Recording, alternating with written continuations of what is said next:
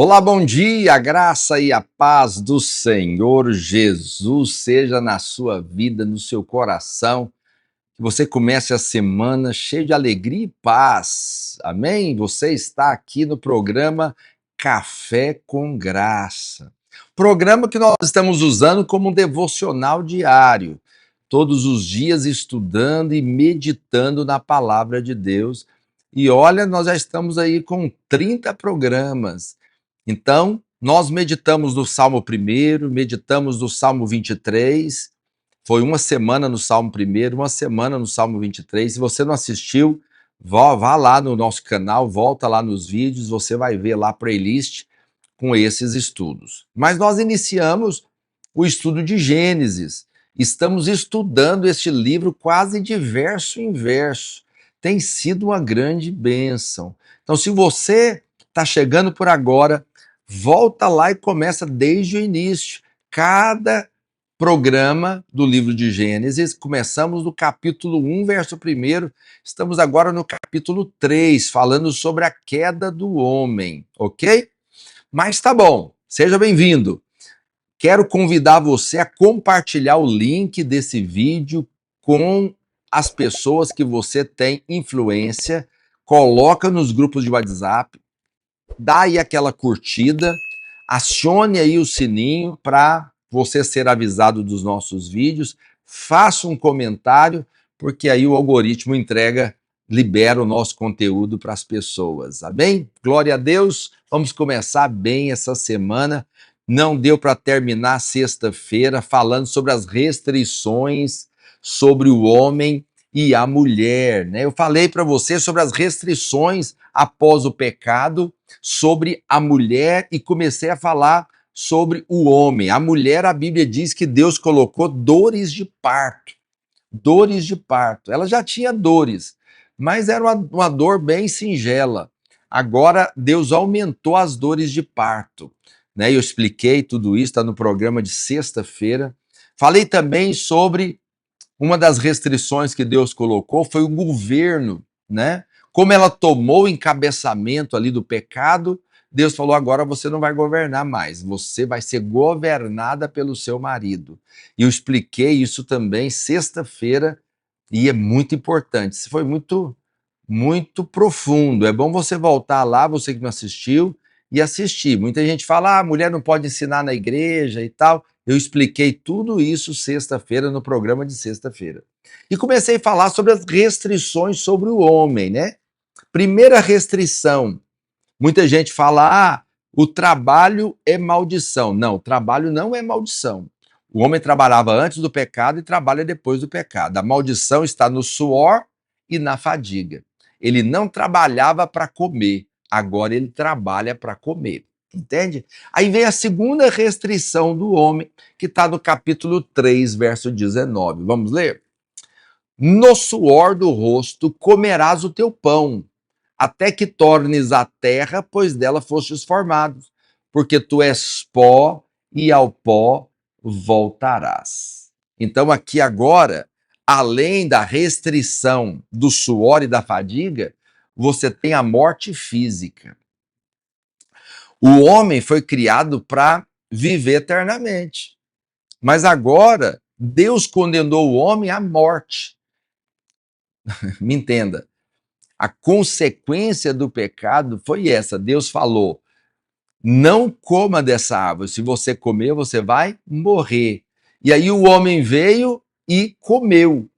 E aí ele comeu. A questão é que ele não morreu fisicamente. Entende? Não morreu. Ele morreu espiritualmente.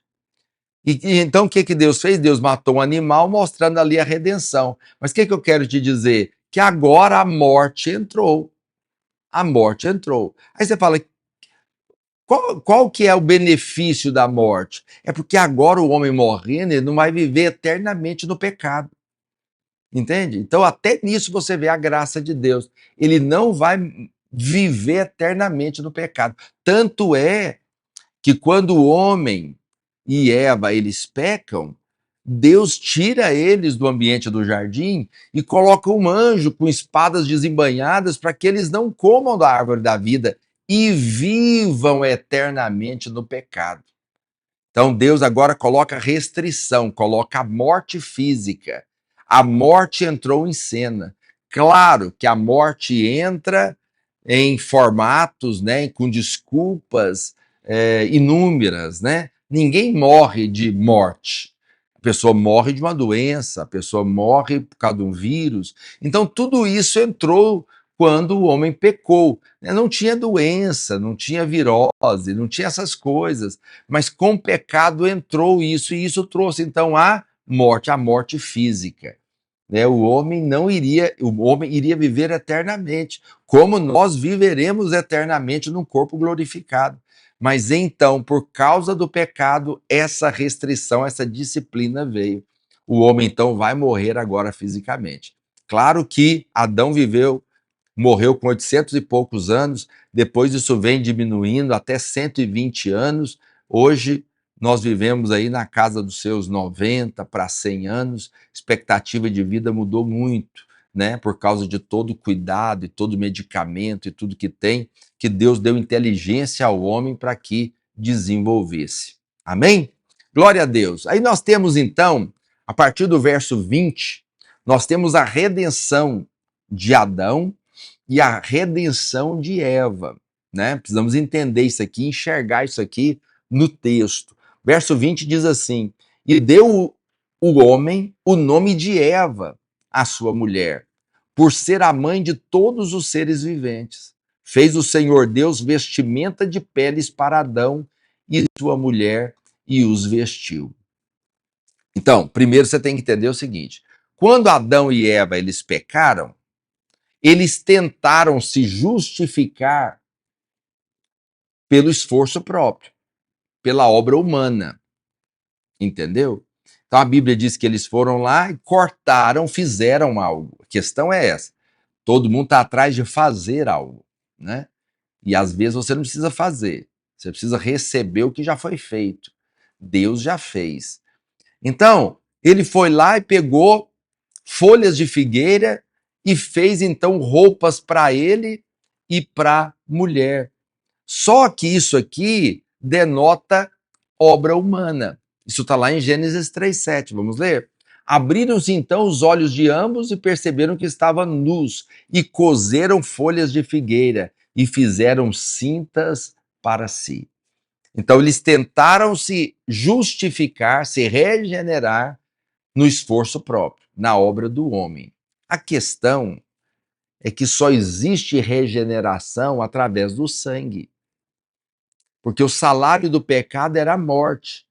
Então o homem, foi dito a ele: você pode comer de todas as árvores, mas da árvore do conhecimento do bem você não come. Se comer, vai morrer. Ele comeu. Então agora ele tinha que morrer. Tinha que morrer porque essa era a consequência. Mas o que Deus fez? Deus não matou Adão. Deus matou um animal, possivelmente um cordeiro, entendeu? Mas a questão é essa: a palavra de Deus diz que não há regeneração que não seja pelo sangue. Hebreus capítulo 9, verso 22 diz: com efeito, quase todas as coisas segundo a lei se purificam com sangue, e sem derramamento de sangue não há remissão de pecados, né? Não há remissão. Então, o que Paulo está dizendo é o seguinte: todas as coisas são redimidas com sangue. Adão tentou se redimir, se justificar com obras humanas, fazendo as folhas de figueira, cozendo e fazendo. Mas a justificação e a redenção que ele precisava, nós temos hoje em Cristo. Em Cristo nós temos. Então hoje não precisamos fazer, ele fez.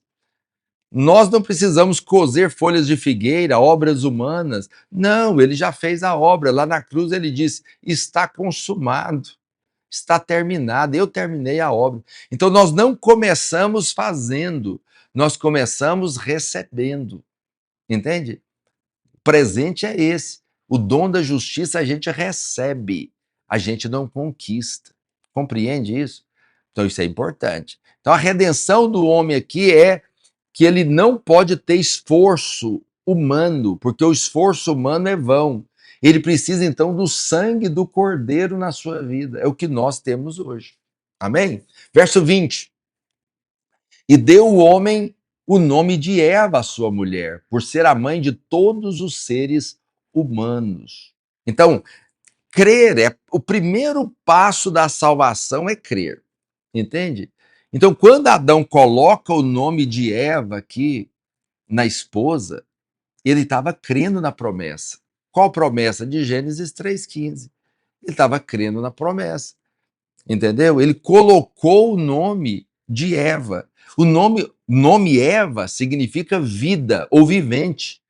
Ele estava crendo o seguinte: quando ele colocou o nome de Eva, ele estava dizendo: nós não morreremos, antes nós viveremos. Então ele creu na promessa. Você sabe que no Velho Testamento as pessoas eram salvas como? Se não tinha o sangue. Então elas eram salvas crendo na promessa do Messias.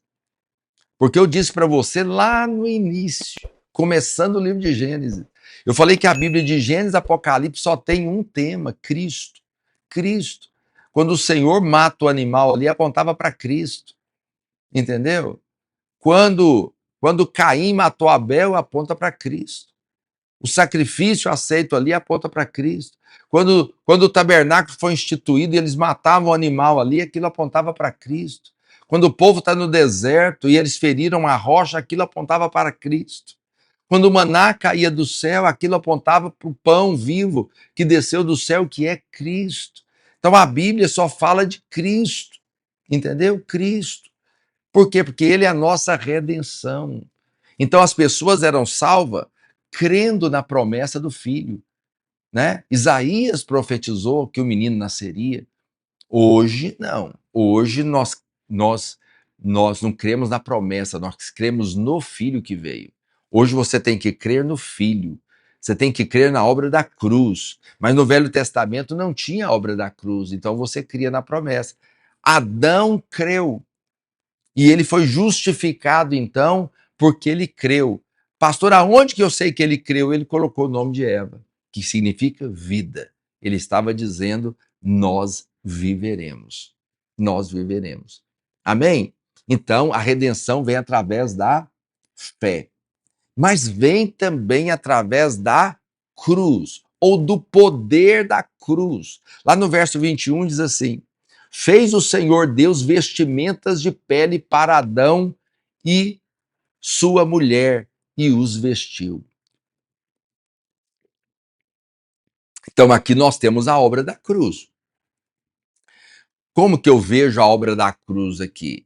Adão e Eva se tornaram pecadores, pecaminosos, entende? E agora eles precisavam de uma redenção. Agora, depois que Adão creu, colocou o nome de Eva, e eles foram justificados diante de Deus. E aí as roupas vieram. Que roupa? A pele do cordeiro. Porque eles estavam vestidos com folhas de figueira, entendeu? Então eles tentaram se justificar com obras humanas. Mas agora, para ter a pele, o cordeiro tem que morrer. Tem que morrer. Então Deus matou um animal para vesti-los, para justificar eles. O que isso significa? Significa que eles foram revestidos. Justificação é ser revestido da justiça de Deus. Eu sou justificado, revestido da justiça de Deus, que é Cristo. Entendeu? Lá em Gálatas 3:27 diz assim: porque todos quantos fostes batizados em Cristo, de Cristo vos revestistes. Revestistes. Nós somos revestidos de Cristo. Então isso aponta, está falando lá de Adão, quando Deus matou o animal e revestiu. Revestiu Adão e Eva. Então todos quantos foram batizados em Cristo. Essa palavra em é dentro. Você foi colocado dentro de Cristo, ou seja, Cristo agora é a sua roupa. Então o homem agora não tinha aparência de homem, ele tinha aparência de cordeiro. Ele estava vestido com pele de cordeiro. Todos que olhavam para Adão não via Adão, via o cordeiro. Por isso que o diabo tem ódio, porque ele olha no homem e ele vê tudo aquilo que ele queria ser. Ele queria ser semelhante. Deus criou o homem à semelhança. Entende? Agora o homem pecou, mas Deus revestiu ele. E agora ele está dentro de Cristo. Ele tem a aparência de Cristo. Quando Deus olha para julgar, para condenar, porque ele não pode mentir, se ele escreveu, tem que acontecer. Ele disse que ia morrer, quem pecasse ia morrer, se comesse da árvore do conhecimento do bem e do mal, morreria, então tem que morrer. Tem que morrer. Então o homem tinha que morrer. Só que o amor de Deus se manifestou. O que Deus fez? Ao invés de matar o homem, matou Cristo. Matou o Cordeiro. Então, quando Deus olhava para Adão, não via Adão. Não via o pecado de Adão. Ele via o sangue do Cordeiro. Ele via o Filho. Então, a mensagem do Evangelho é essa. Deus não está com raiva de nós. Deus está alegre e satisfeito com Cristo. Quais foram as palavras no batismo de Jesus? Este é o meu filho amado em quem eu tenho prazer, alegria. Deus está satisfeito com Cristo. Aí você fala, mas Deus não está satisfeito comigo. Não está, porque você está em Cristo. Se você estiver revestido de Cristo, Deus não vê o seu pecado, Deus não vê você, Deus vê Cristo. Cristo é santo. Se Cristo é santo, você é santo. Lembra que eu falei da oferta? Que o sacerdote não analisava o ofertante, analisava a oferta. Então o ofertante trazia a oferta e trazia o cordeiro. O cordeiro era de 1 ano, era sem defeito, não tinha perna quebrada, não era mocho, não era doente, então a oferta é aceita. Se a oferta é aceita, o ofertante é aceito. Nós somos os ofertantes, nós estamos em Cristo, dentro dele. Deus aceitou Cristo. Se Deus aceitou Cristo, aceitou eu e você. Então a obra da cruz tem 2 coisas importantíssimas. Importantíssimas que você deve colocar como ensino para a sua vida. 2 aspectos da cruz. Primeiro, substituição. Segundo, inclusão. Essas 2 coisas são importantes. Eu disse para você que Adão e Eva, eles tinham que ser mortos, mas não foram. Por quê? Porque houve uma substituição. Ao invés de matar o homem, Deus matou o cordeiro. O cordeiro. Ele foi morto no nosso lugar. Assim como lá no Egito. Todos os primogênitos tinham que morrer no Egito. E morreram. Dos egípcios, todos os primogênitos morreram. E do povo de Deus, ao invés de matar os primogênitos dos filhos de Israel, cada um matou um cordeiro no lugar. Apontando para quê? Para Cristo. Aí eles passaram o sangue nas portas. Aí eu te pergunto, tem a ver com o sangue ou com o comportamento do povo? Nada tem a ver com comportamento. Ele passou o sangue nas portas, porque tem a ver com sangue. Então, o cordeiro morreu desde a fundação do mundo. Desde a fundação do mundo. O cordeiro foi morto, Cristo foi morto. Para quê? Para que nós pudéssemos desfrutar desta salvação. Entende? Então, isso é precioso demais. É chamado de substituição. Entendeu? Lá em Apocalipse 13, 8, diz assim: e adorá-lo-ão todos os que habitam sobre a terra, aqueles cujos nomes não foram escritos no livro da vida e do Cordeiro, que foi morto desde a fundação do mundo. Então, desde a fundação do mundo. Quando Adão e Eva, eles veem que Deus estava matando o animal, como eu disse aqui, possivelmente seja um cordeiro, talvez eles tivessem ficado muito impressionados, entende? Por quê? Porque eles olharam e pensaram, meu Deus, nós que deveríamos morrer. E o Senhor não nos matou, matou um animal. Possivelmente eles aprenderam esse princípio. Esse princípio foi praticado. Porque você vê que depois que eles saíram do jardim, Caim e Abel ofereceram sacrifícios a Deus. Entendeu? Porque isso foi um princípio aprendido. O que eu quero deixar para você é o seguinte: houve uma substituição. Eles tinham que morrer, Deus matou o animal. Então, esse é o primeiro princípio aqui do aspecto da cruz, chamado de substituição. O segundo é chamado de inclusão. Inclusão. Eles foram inclusos. Eu disse para você que Deus matou um animal e colocou eles dentro. Então, eles foram revestidos ali do Cordeiro. Entendeu? Cristo morreu a minha morte para me incluir nele. Entendeu o que eu estou dizendo? Ele morreu a minha morte. Eu deveria morrer. Todos nós deveríamos morrer. Paulo lá em Romanos 7, 1 Coríntios 7, ele vai falar do casamento. E quando ele começa a falar sobre alguns aspectos do casamento, na realidade ele não está falando de casamento, ele está falando da lei, da graça, ele fala algo muito poderoso. Ele fala o seguinte, que o homem, que a mulher está ligada ao marido enquanto ambos viverem. Mas, se morrer o marido, ela está desobrigada. Então, ela pode casar de novo. Porque é assim que é a aliança do casamento. Entendeu? Mas aí, ele fala, eu estou falando isso aqui com relação a Cristo, com relação à aliança, né? Porque o que acontece? Nós tínhamos uma aliança com a velha aliança, a aliança de Moisés, que você fazia e você era abençoado. Você não fazia, era amaldiçoado. Mas a questão é ninguém cumpriu a lei. E a lei não foi dada com o objetivo do homem cumprir. Então ninguém deu conta de cumprir a lei. Então a maldição estava sobre o homem. Por isso que perguntavam para Jesus, "Ah, esse cara aleijado, quem é que pecou? Ele, os seus pais?" Porque era uma consequência da maldição. Consequência da maldição. Então nós tínhamos uma aliança com a lei. Agora eu te pergunto, a lei morre? Não, a lei não morre. Por quê? Porque a lei é o caráter de Deus. A lei é o que Deus é. Então a lei é eterna, ela não morre. Então complica muito, porque se você é casado com a lei e você só pode casar de novo se o cônjuge morrer e a lei não morre, não tem como contrair novo casamento. O que Deus fez então? Deus nos matou em Cristo. Em Cristo nós morremos. Ele morreu a nossa morte, mas ele morreu também para que nós morrêssemos também.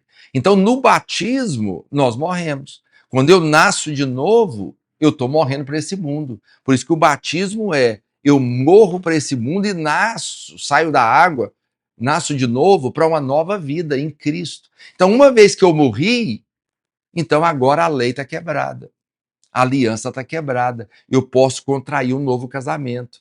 Eu posso casar agora com a graça, com Cristo, ter uma aliança com Cristo. Você compreende o poder disso? O quanto que essas verdades são poderosas? Então, quando eu sou batizado em Cristo. Vamos ler Gálatas 3:27 novamente? Porque todos quantos foram batizados em Cristo, de Cristo vos revestistes. Então, essa aqui é a inclusão. Uma vez que eu fui batizado dentro de Cristo. Não só a substituição, ele morreu a minha morte, mas agora ele morreu para que eu morresse também, que eu fosse incluso no poder da cruz. Que coisa poderosa, entende? Então, quando nós cremos na obra da cruz, nós nos tornamos como ele é, entende? Então, tudo que diz respeito a Cristo, diz respeito a nós agora, entendeu? Então, a sua morte é a minha morte.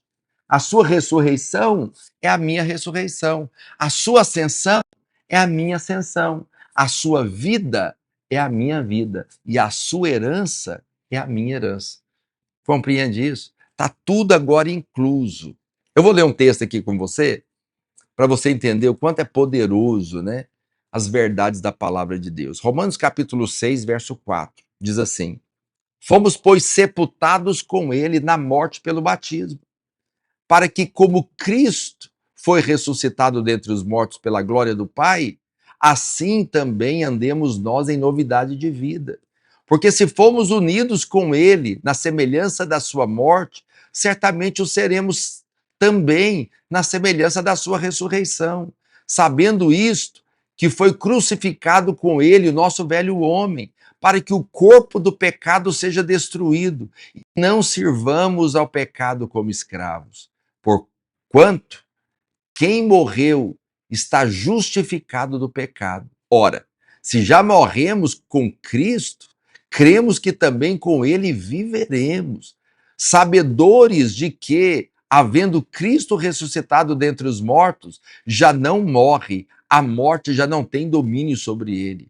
Pois, quanto a ter morrido, de uma vez para sempre morreu para o pecado, para quanto a viver, vive para Deus. Assim também vós, considerai-vos mortos para os pecados, mas vivos para Deus em Cristo Jesus. Que coisa poderosa. Por isso que nós somos uma igreja apostólica, porque os apóstolos, eles sistematizaram todo o ensino. Ele está dizendo aqui da substituição e da inclusão. Na morte ele morreu a minha morte, mas agora eu também morro. Paulo diz que o nosso viver é morrer a cada dia. Então eu morro também, por quê? Porque eu estou nele. Porque agora tudo que diz respeito a Cristo diz respeito a mim. A sua morte é a minha morte, eu também morri. Eu aceitei a Cristo, eu me batizei e eu morri. Cristo ressuscitou, mas e está numa nova vida, com o corpo glorificado. Mas agora eu também posso viver uma nova vida de ressurreição, de poder manifesto na minha vida. O Senhor foi assunto ao céu, mas a promessa da Bíblia é que nós seremos arrebatados, entende? Estaremos para sempre com o Senhor. Ele tem vida hoje, vida diante de Deus. Nós também temos a vida diante de Deus. E a Bíblia diz que ele é o herdeiro, mas nós somos herdeiros e co-herdeiros com Cristo. Por quê? Porque agora não é uma questão mais só de substituição, nós somos incluídos em Cristo. Então, tudo aquilo que está sobre Cristo está sobre nós. Lá no batismo, quando os céus se abriram sobre Cristo, mas nós estamos em Cristo. Então os céus estão abertos sobre nós. Lá no batismo, os céus se abriram e uma pomba desceu, que era o Espírito Santo, e pousou sobre ele. Nós temos o Espírito Santo sobre nós. Ele está sobre Cristo, mas está sobre nós. Deus falou do céu: este é o meu filho amado em quem eu tenho prazer. Nós estamos em Cristo. Essa palavra é de Deus para nós. Nós somos filhos amados em quem Deus tem alegria. Isso mata toda religião que diz que Deus está com raiva de você, que Deus está perseguindo você, que o seu pecado vai te achar. Não, eu quero dizer algo para você. Deus está feliz com você. Deus está agradado de você, porque quando Deus olha para você, ele não vê o seu pecado, ele vê a pele do Cordeiro, ele vê o sangue do Cordeiro sobre a sua vida. Isso é o Evangelho. Nós estamos estudando o livro de Gênesis, mas estamos estudando à luz do Evangelho. Quando você entende o Evangelho, você tem vida, você tem paz. Aleluia! É assim que nós vamos começar a nossa semana, cheia de alegria e de paz. Ô, meu querido, distribua esse link desse vídeo. Vamos convidar pessoas para participar deste estudo da palavra de Deus. Quanto Deus tem falado conosco aqui nesses dias. Vamos orar pela nossa semana, vamos orar pelo nosso dia. Senhor, eu abençoo a vida do meu irmão, abençoo essa semana, que tudo que ele colocar às suas mãos tenha o selo do seu favor, da sua graça. Abençoe a casa dele, os filhos, guarda, coloca anjos acampados, que ele possa caminhar no descanso da obra da cruz. Ó Deus, ele está à sombra do Senhor, na sua sombra ele descansa em paz. É isso que eu declaro sobre a sua semana, em nome de Jesus. Deus te abençoe, mas tenha um ótimo início de semana. Amanhã, 8 horas, temos um encontro marcado aqui. Espero você. Deus te abençoe.